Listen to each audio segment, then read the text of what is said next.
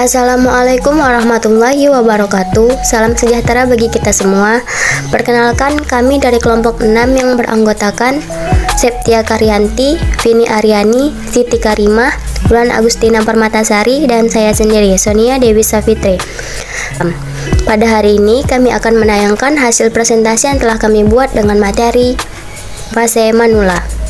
Dosen pengampu Ibu Dr. Decio Berlian Purnama, MSI. Selamat menyaksikan. Yang pertama yaitu pengertian lansia. Lansia merupakan tahap lanjut dari suatu proses kehidupan yang ditandai dengan penurunan kemampuan tubuh untuk beradaptasi dengan stres lingkungan. Lansia adalah keadaan yang ditandai oleh kegagalan seseorang untuk mempertahankan keseimbangan terhadap kondisi stres fisiologis.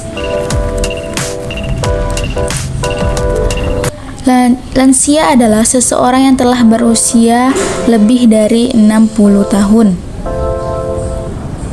dan tidak berdaya mencari nafkah sendiri untuk memenuhi kebutuhan hidupnya sehari-hari.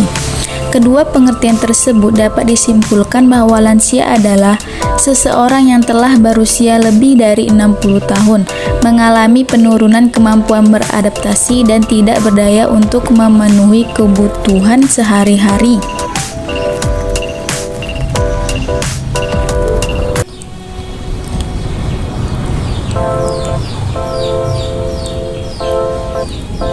Klasifikasi lansia menurut Boom-Said dalam Nugroho 2012 yaitu Young Old, yaitu usia 60 sampai 69 tahun. Kemudian Middle Age Old, yaitu usia 70 sampai 79 tahun. Kemudian Old, yaitu usia 80 sampai 89 tahun. Yang terakhir yaitu Very Old, yaitu usia 90 tahun ke atas. Kemudian yang kedua itu karakteristik lansia.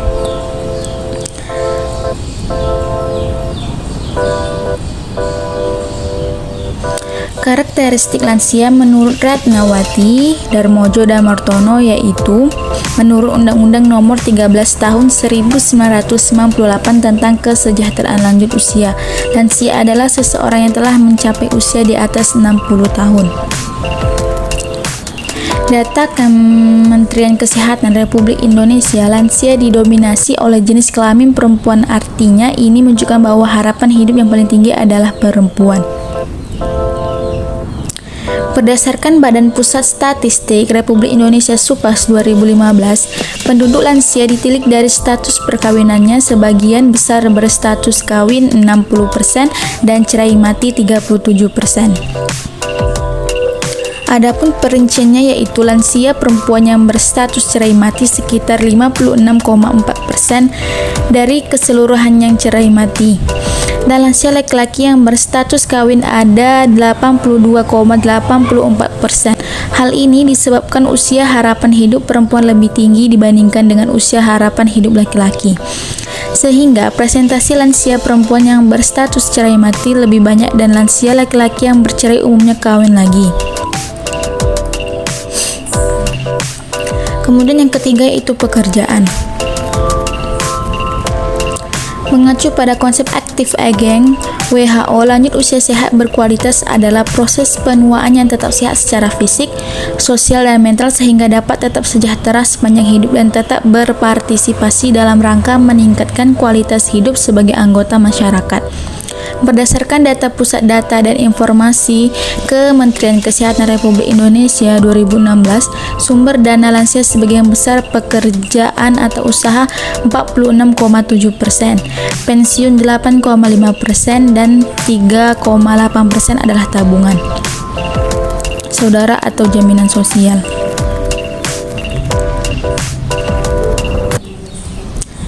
Menurut penelitian yang dilakukan oleh Darmojo menunjukkan bahwa pekerjaan lansia terbanyak sebagai tenaga terlatih dan sangat sedikit yang bekerja sebagai tenaga profesional. Dengan kemajuan pendidikan diharapkan akan menjadi lebih baik.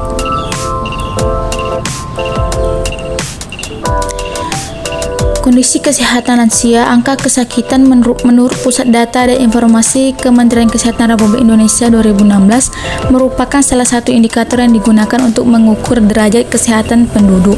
Semakin rendah angka kesakitan menunjukkan derajat kesehatan penduduk yang semakin baik. Angka kesehatan penduduk lansia tahun 2014 sebesar 25,5%, artinya bahwa dari setiap 100 orang lansia terdapat 25 orang di antaranya mengalami sakit. Penyakit terbanyak adalah penyakit tidak menular atau PTM, antara lain hipertensi, artritis, stroke, diabetes mellitus. Baiklah, materi selanjutnya akan disampaikan oleh rekan saya yaitu Septia Karyanti. Baiklah, saya Septia Karyanti akan melanjutkan presentasi kami. Pemahaman kesehatan pada lansia umumnya bergantung pada persepsi pribadi atas kemampuan fungsi tubuhnya. Lansia yang memiliki kegiatan harian atau rutin biasanya menganggap dirinya sehat. Sedangkan lansia yang memiliki gangguan fisik, emosi, atau sosial yang menghambat kegiatan akan menganggap dirinya sakit. Perubahan fisiologi pada lansia beberapa di antaranya kulit kering, penipisan rambut, penurunan pendengaran, penurunan refleks batuk, pengeluaran lender, penurunan curah jantung, dan sebagainya. Perubahan tersebut tidak bersifat patologis, tetapi dapat membuat lansia lebih rentan terhadap beberapa penyakit. Perubahan tubuh terus-menerus terjadi seiring berjalannya usia dan dipengaruhi kondisi kesehatan, gaya hidup, stres, dan lingkungan. 4. Perubahan fungsional. Fungsi pada lansia meliputi bidang fisik, psikososial, kognitif, dan sosial. Penurunan fungsi yang terjadi pada lansia biasanya berhubungan dengan penyakit dan tingkat keparahannya, yang akan mempengaruhi kemampuan fungsional dan kesejahteraan seorang lansia. Status fungsional lansia menunjuk pada kemampuan dan perilaku aman dalam aktivitas harian, atau ADL.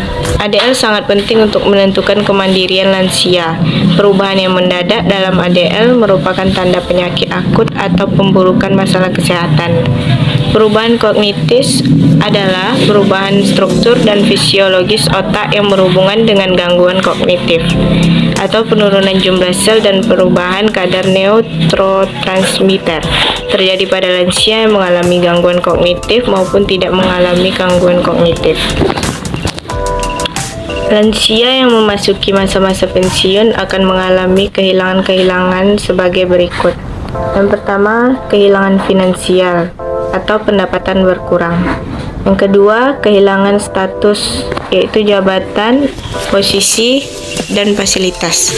Yang ketiga, kehilangan teman atau kenalan atau relasi. Yang keempat, Saya akan melanjutkan materinya, yaitu psikososial. Pengertian psikososial. Psikososial berasal dari kata psiko dan sosial. Kata psiko mengacu pada aspek psikologis dari individu atau pikiran, perasaan, dan perilaku, sedangkan sosial mengacu pada hubungan eksternal individu dengan orang-orang di sekitarnya atau pusat krisis. Fakultas Psikologi UI dalam Yuanita 2016. Psikososial merupakan hubungan antara kondisi sosial secara seseorang dengan kesehatan mental atau emosionalnya yang melibatkan aspek psikologis dan aspek sosial yang saling berinteraksi dan mempengaruhi satu sama lain. 1. Teori perubahan psikososial lansia. Teori yang berkaitan dengan perubahan psikososial lansia menurut Aspiani 2014 yaitu teori psikologi dan teori tugas pengembangan. Menurut Havigors, teori ini menyatakan bahwa tugas perkembangan pada masa tua adalah menyelesaikan diri dengan penurunan kekuatan fisik dan kesehatan, menyesuaikan diri dengan masa pensiun dan berkurangnya penghasilan, menyesuaikan diri dengan kematian pasangan hidup, membentuk hubungan dengan orang yang sudah sebaya, membentuk pengaturan kehidupan fisik yang memuaskan. Selanjutnya yaitu kerangka teori atau lansia. 1. Perubahan psikologis. perubahan kognitif, 3 perubahan pada lansia, 4 perubahan fungsional, 5 perubahan psikososial. Faktor yang mempengaruhi psikososial lansia: 1. Penurunan kondisi fisik, 2. Perubahan fungsi dan potensial seksual, 3. Perubahan yang berkaitan dengan pekerjaan, 4. Perubahan dalam peran sosial di masyarakat.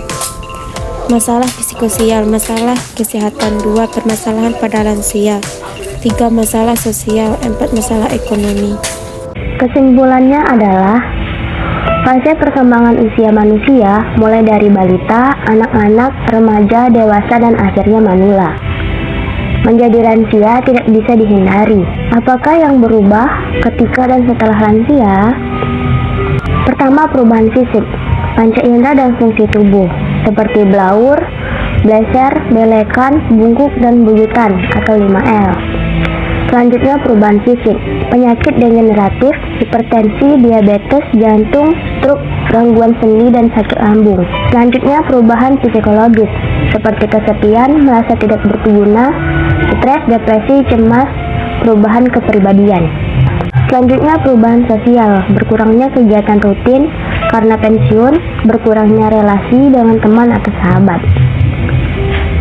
Selanjutnya, perubahan sosial, tidak mempunyai jabatan atau tidak punya anak buah, bertambahnya waktu luang. Selanjutnya, perubahan spiritual, mulai memikirkan kematian, mendekatkan diri kepada Allah, memperbanyak amal kebaikan. Selanjutnya, perubahan finansial, berkurangnya penghasilan dan berkurangnya kegiatan produktif. Lalu bagaimana menghadapi perubahan keadaan itu? Agar masa lansia dapat hidup nyaman, sehat, dan bahagia, manula harus menerima keadaan yang harus dihadapi.